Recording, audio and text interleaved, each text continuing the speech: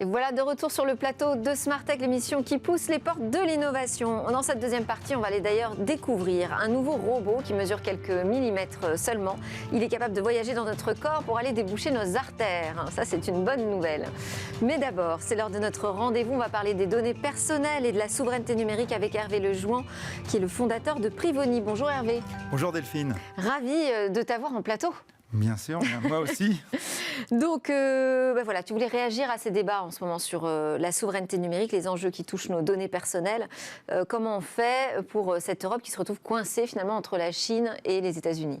Oui, lorsqu'on parle en fait de souveraineté numérique, on parle de tous ces éléments et ces composants qui sont essentiels et qui sont cruciaux dans notre vie de tous les jours et qui vont éviter des ruptures de service brutales quelquefois. On a vu des exemples avec les Américains qui à un moment donné ont dit à Google d'arrêter de fournir Android à Huawei et donc d'un seul coup Huawei s'est trouvé sans système d'exploitation, mais aussi des fuites de données sensibles. Qui peuvent être préjudiciables à la fois à l'État et aussi aux individus, parce que les données, ça peut venir des entreprises, ça peut venir aussi des individus. Donc en fait, ce qui se passe, c'est qu'aujourd'hui, en utilisant nos ordinateurs, nos tablettes, nos mobiles, les réseaux sociaux, les moteurs de recherche, tous ces éléments, finalement, on se rend compte que la plupart des données et de ces logiciels sont détenus par les Américains ou les Chinois. Alors, c'est vrai que ça pose un certain nombre de problèmes, et ça fait longtemps en France et en Europe qu'on a finalement, en quelque sorte, abandonné ces territoires, excusez-moi, ce terrain de jeu, si je peux m'exprimer ainsi, de ces applications critiques.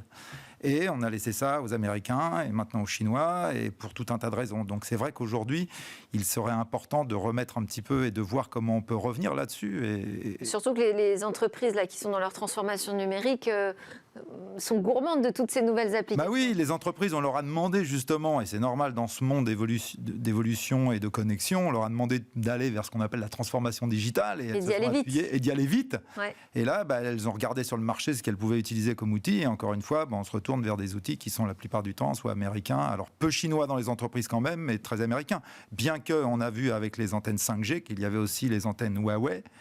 On a poussé la 5G très vite et il y a eu les antennes Huawei qui sont arrivées. Et ça, encore une fois, c'est du matériel chinois. Alors, qu'est-ce qui explique, selon vous, qu'on en soit arrivé à cette situation ? Il y a plusieurs composants. Alors, je dirais que le premier, il est au niveau politique.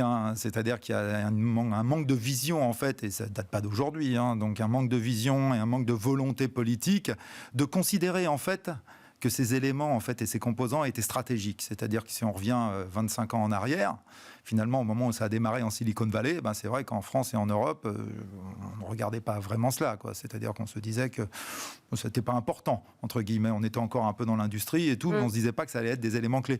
Donc on n'a pas investi. On n'a pas mis d'argent, il n'y a pas eu de volonté effectivement de se dire que c'était aussi stratégique que peut-être le nucléaire ou toutes ces énergies renouvelables. On ne s'est pas dit qu'effectivement demain, ce maillage et ce réseau Internet qui allait finalement être au cœur de nos vies serait quelque chose où il était important quand même que l'Europe et la France aient son mot à dire et aient le contrôle à minima d'un certain nombre de composants essentiels. Donc ça, c'est la première chose. Après, ce qui est lié à ça, c'est l'investissement.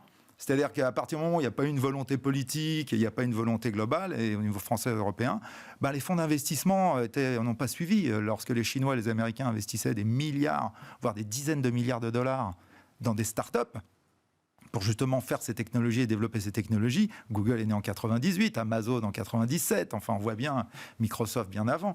Donc, lorsqu'ils investissaient, nous on n'investissait rien du tout. Et c'est vrai qu'il a fallu attendre, ça a commencé un petit peu en 2010, et il a fallu attendre 2012 pour qu'on voit... Il y a quand même la bulle Internet en 2000, mais c'était sur des projets qui n'étaient pas des projets technologiques. Finalement. Voilà, c'était pas des projets technologiques. Et encore une fois, en Europe, à ce moment-là, sur la bulle Internet, il n'y a pas eu des investissements de centaines de millions de dollars dans des startups, vous voyez. Donc, et puis derrière, finalement, on se retrouve avec un mélange, en fait, entre ce problème de politique, ce problème d'investissement, qui a abouti à du retard, tout simplement, européen, et au fait que maintenant, la seule chose qu'on sache faire, je vais un peu exagérer mon propos, mais c'est soit de mettre des amendes, soit de faire de la loi. C'est-à-dire, on a fait le RGPD pour effectivement le contrôle de la donnée personnelle, et ce qui est très bien d'ailleurs, puisque c'est une loi, une régulation qui a été reprise dans plein d'endroits au monde.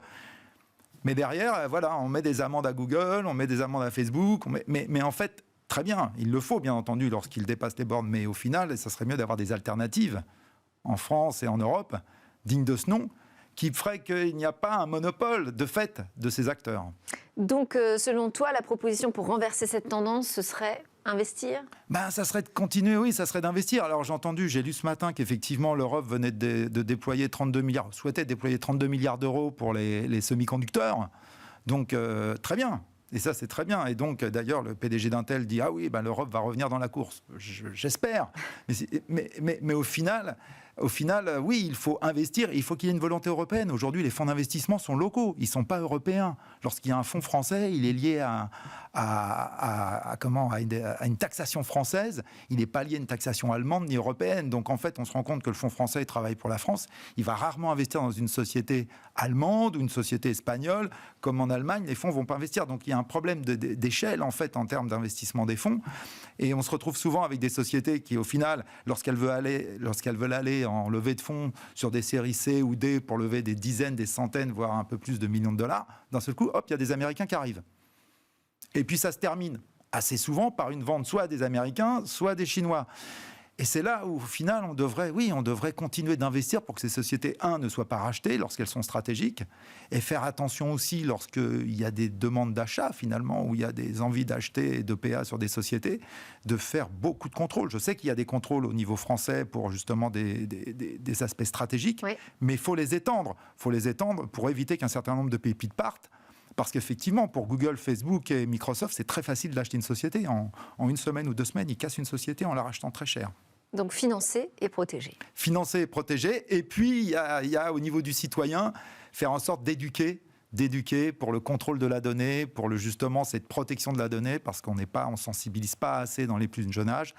Et quelque part, derrière cette souveraineté numérique, il y a la notion de souveraineté citoyenne, c'est-à-dire moi en tant que citoyen et toi en tant que citoyenne, comment justement on a cette sensibilisation à la protection et finalement au contrôle de ces données personnelles. Et au choix qu'on va faire dans l'utilisation de nos applications. Absolument. Merci beaucoup Hervé Lejoin, donc fondateur de Privoni, d'être venu sur Paris pour nous parler de ces sujets de souveraineté et de données personnelles.